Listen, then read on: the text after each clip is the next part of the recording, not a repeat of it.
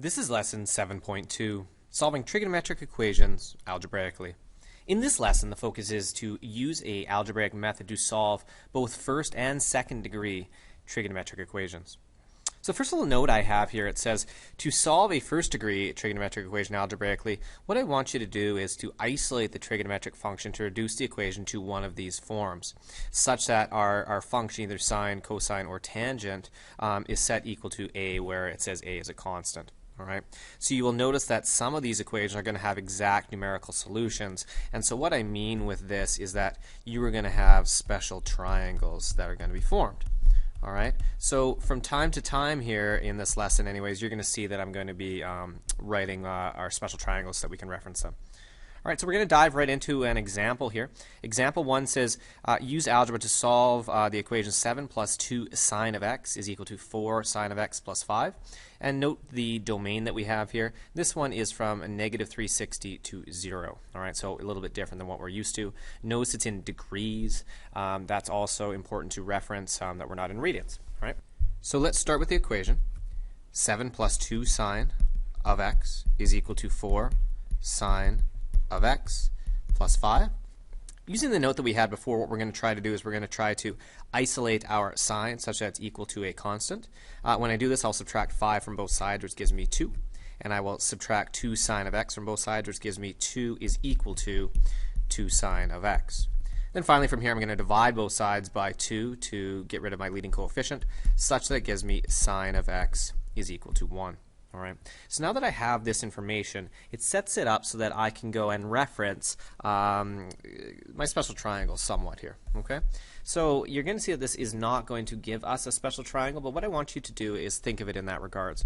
I have sine of x is equal to 1. Well, using the cast rule, C-A-S-T here, what we should be able to do is imagine where our triangle would be. So I'm going to put it in the two positive quadrants like so.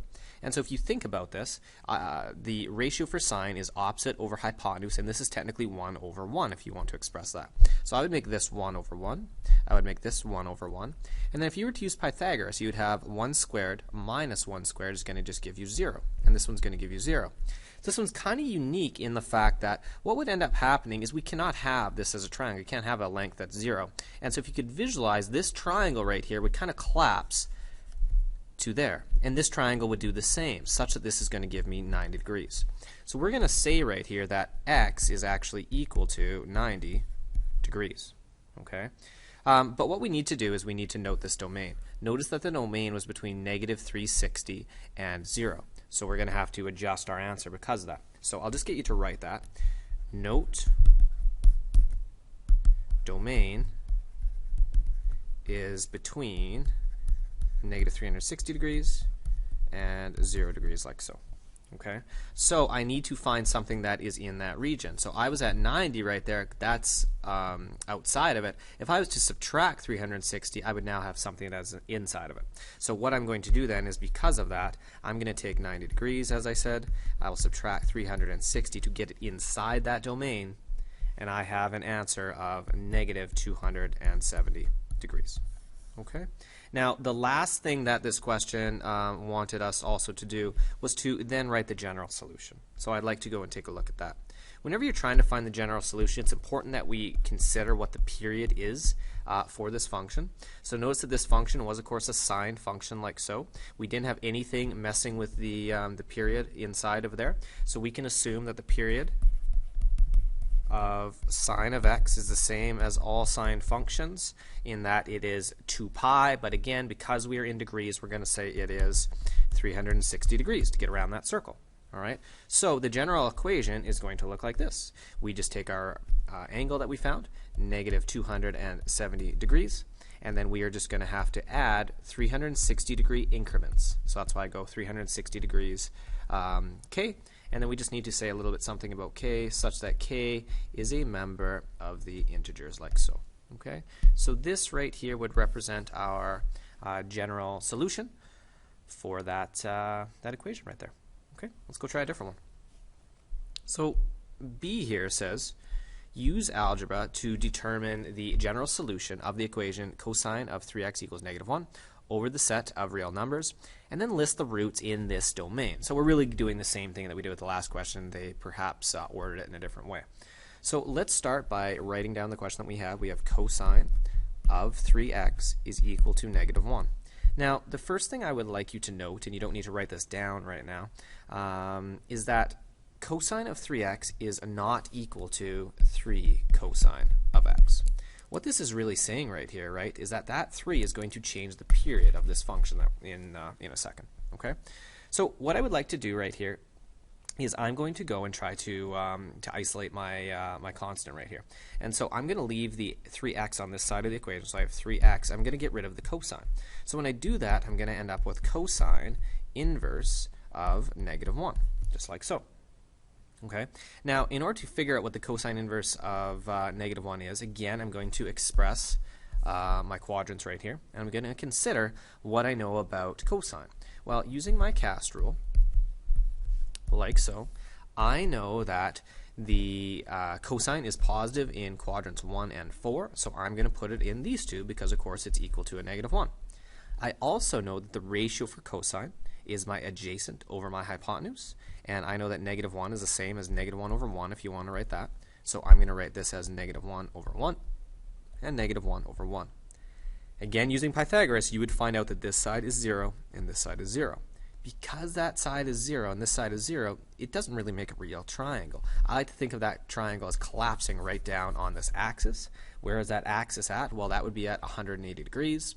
But keep in mind that we are dealing with this type of a domain right here, so we are clearly in radians. So we would say that this is pi right here. Okay? So what we've been able to do now is we can say that cosine inverse of negative 1 is actually equal to pi. So I'm going to replace that with pi. So I have 3x is equal to pi right there. Okay? So I'm just getting this information just from there. Okay? And then in order to determine what x actually is now, I'm going to go and divide it by 3. Okay?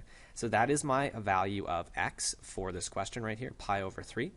The thing I want you to consider now when we go and get your general solution is we always want to go and look to see what the period is. Okay? And this is an interesting one because the period is not 2 pi like we're used to for cosine.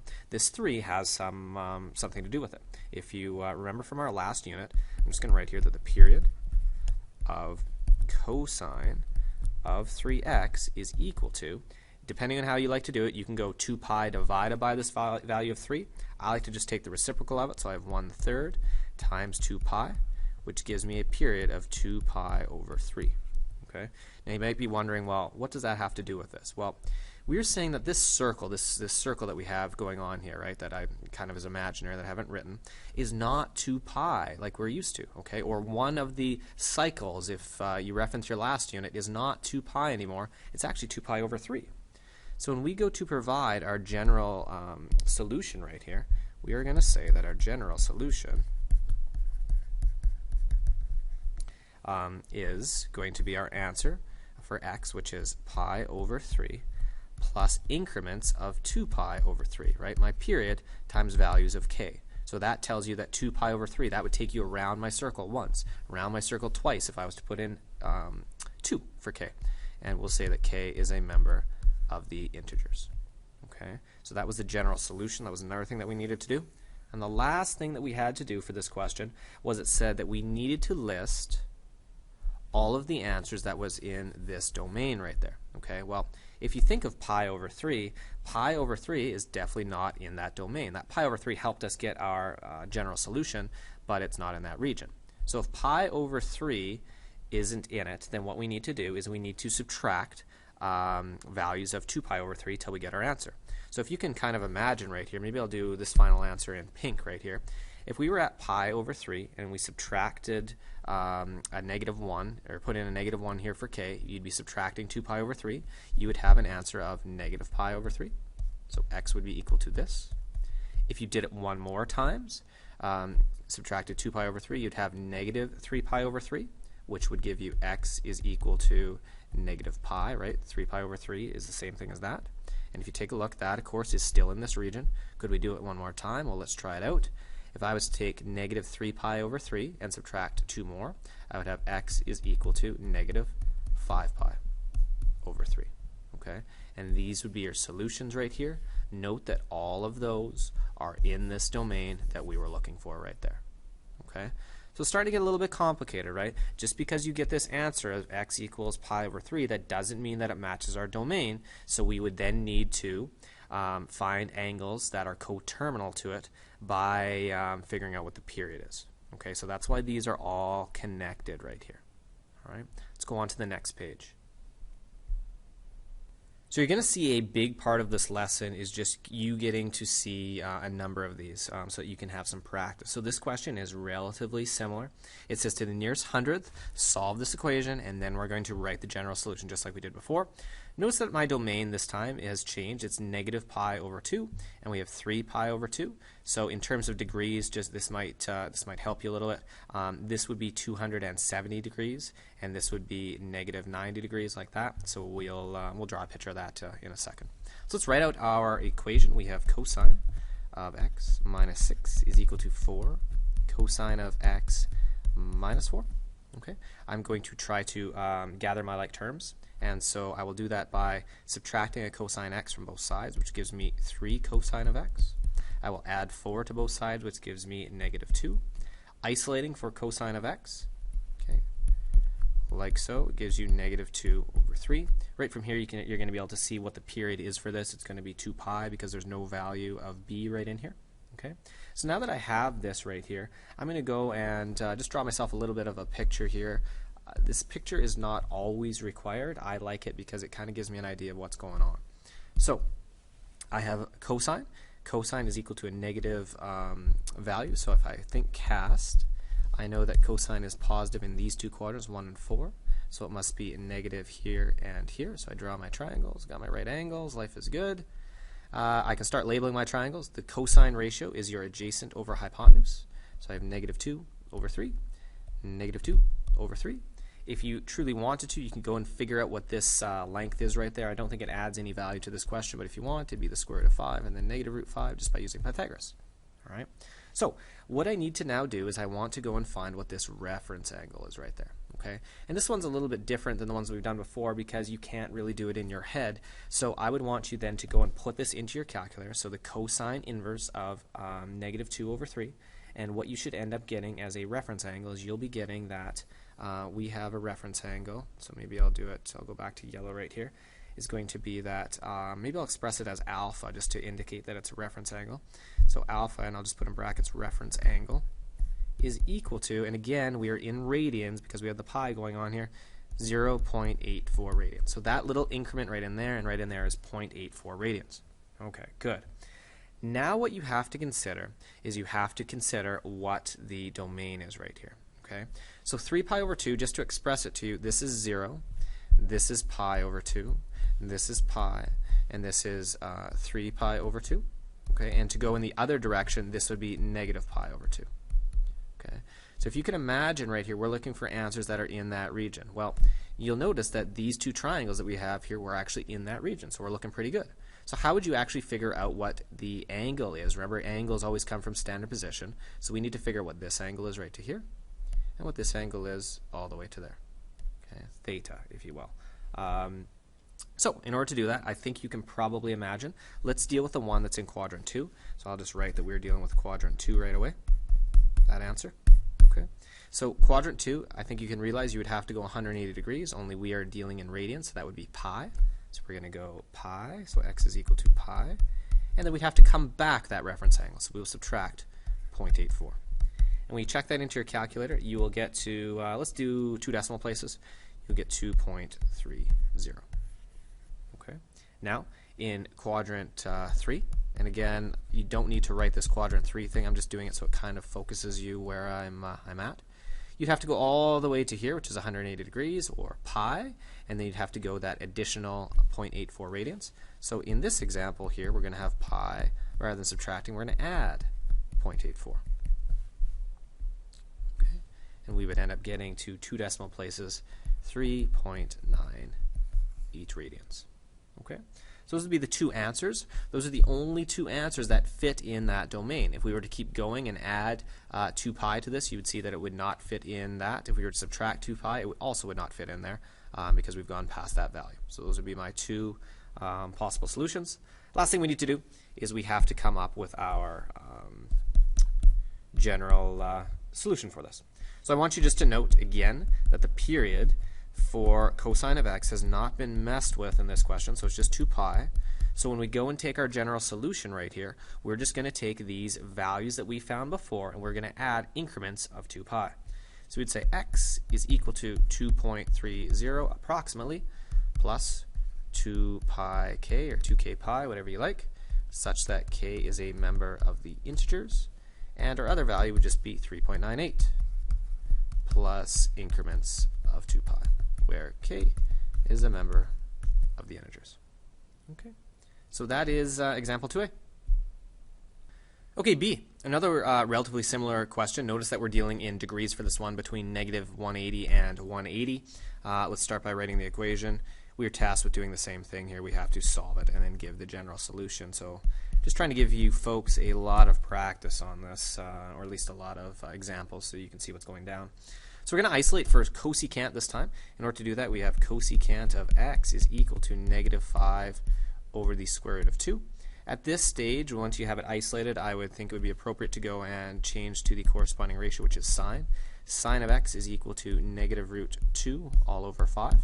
Okay, and let's go and draw ourselves a picture over here to see what's going down.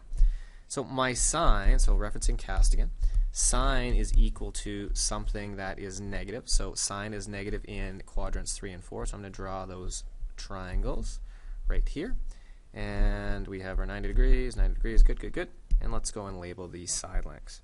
So my side lengths for them, the ratio for sine is opposite over hypotenuse. So this would be -√2 over 5 and -√2 over 5. There isn't really any value in labeling that third side. You can if you want just by using Pythagoras, but that should get you started. So again, just like we did with the last question, remember we were interested in finding what this little reference angle is right there. Okay, so I'll keep using the blue color right here just to write what that is. So I'm going to write alpha, and again that is my reference angle. I'll just put a little note there, is equal to the sine inverse of this. So sine inverse of the square root of 2 over 5. And when you put that into your calculator, again we're in degrees, so make sure you're in degree mode right here. You might want to try this out. We'll go to 2 decimal places just for right now.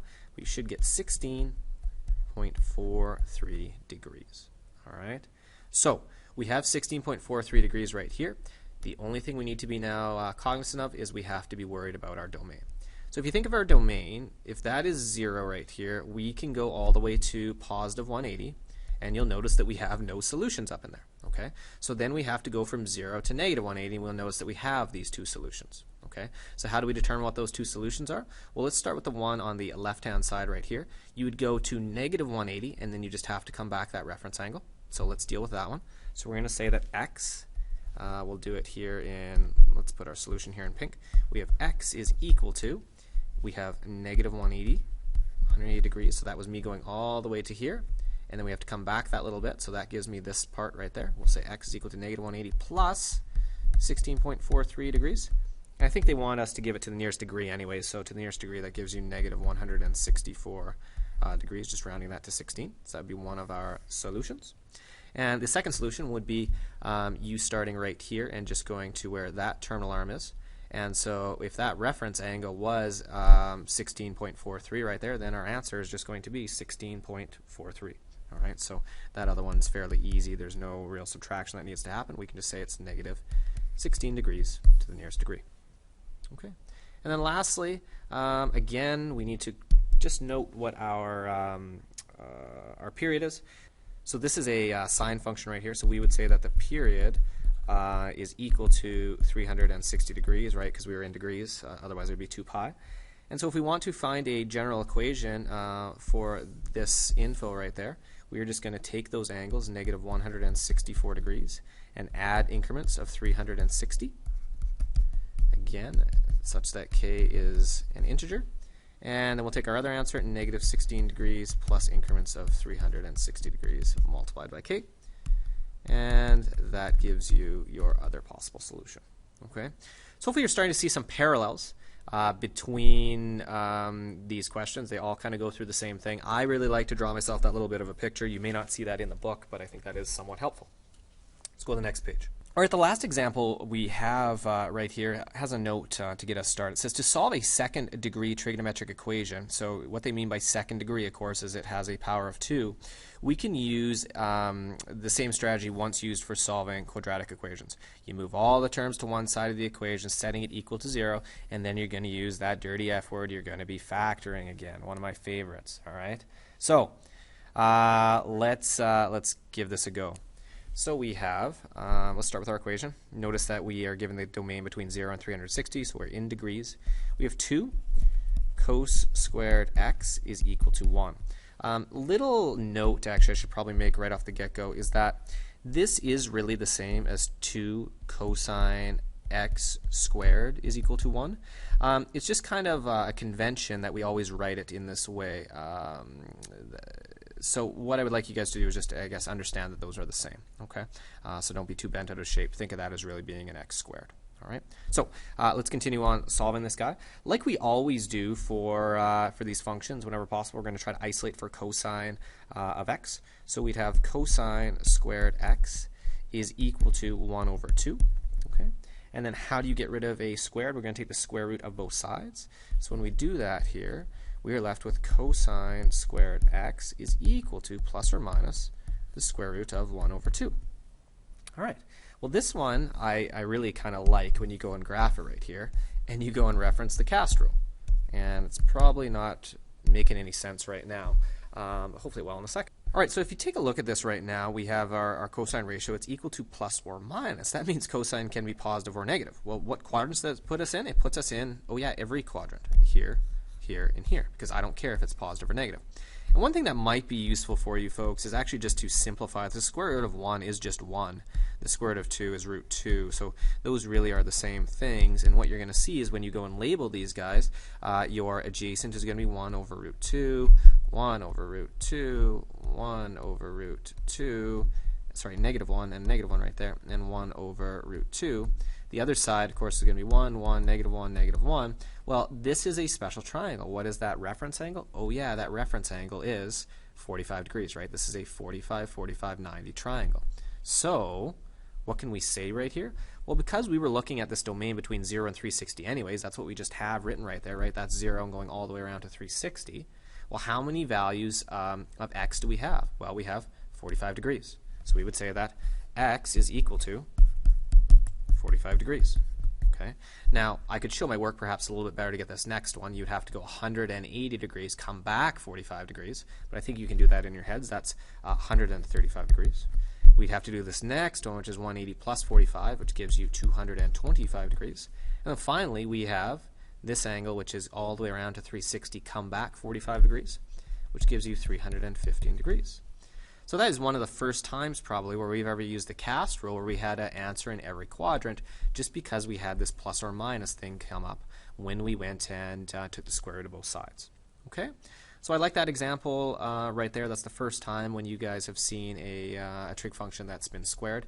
Again, we bring everything to one side of the equation, and you would try to factor if appropriate. In this circumstance right here, what we could do is we could isolate for our variable anyways, but you'll get to see that we'll have some practice factoring these. Last little note I have at the bottom here to conclude this lesson is that just as when we solve some quadratic equations, some trig equations will require they use the quadratic formula. And the quadratic formula, just to remind you, is negative b plus or minus the square root of b squared minus 4ac all over 2a. So I appreciate that I haven't actually gone and factored one of these yet. You will have some in your assignment where you'll get to do that, which you may need to ask me about in the future. But that concludes this lesson on solving trigonometric equations algebraically. Thank you.